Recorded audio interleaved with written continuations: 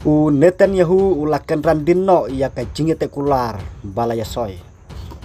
He jong ka Hamas uloong baka Israel ka day ban mat ia ka jing penbor ban kongu ia ka jingete kular pan sange thma ha Gaza. Kaba kalapan phai biang da kaba banjur ba kam don kam ia ki jingete kular ki ba thmai haba ka jingete kular kaba lasoy kala don dupa.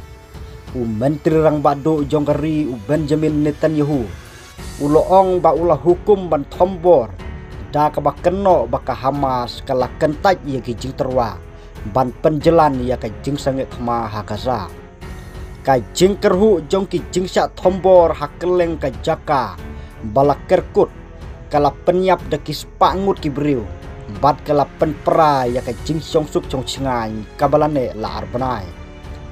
balengi haban wanra ya ki jing terwa kat ba kadang don ka jingete balaya soy bat ki sang perthei ki batrei kum ki nong pentikana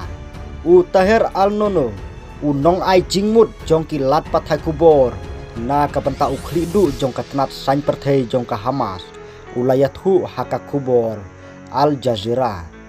ka donru karai jong ka Security Council ngila jubab haya barok ki jing persyang balale persya yang ni Day Netanyahu ubalakan randin naka jingete kular Day Netanyahu ubalapen marla yaka kumta Day Netanyahu om ka Hamas ne ka jingekhi kabade ban syapen bor ban penrem al nono ula benrap baka Hamas kadang ya keren bat kinong penyesuk na ka perthei ban pensange ia ka jing thombor jong ka Israel ha Gaza haka balang kinong Palestine kibala lek phai biang sai laki jing kisam jongki kibala syak penjulor pat syak penpra hadin melas dang trekam ka jing sange thmaru kila syak thombor haka jing syak bom klem sange bat ka Israel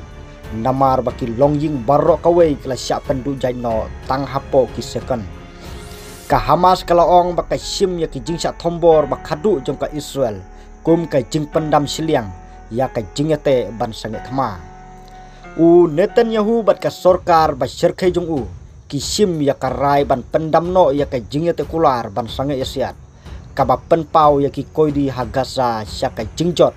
kaba omla bantip ong ka Hamas ha ka kerwo men ha ka sibalang